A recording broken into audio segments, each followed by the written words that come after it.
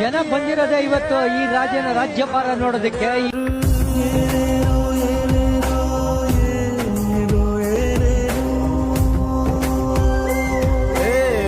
ವಿಧಿಯೇ ವಿಧಿಯೇ ವಿಧಿಯೇ ವಿಧಿಯೇ ವೀರನ್ಯಾರು.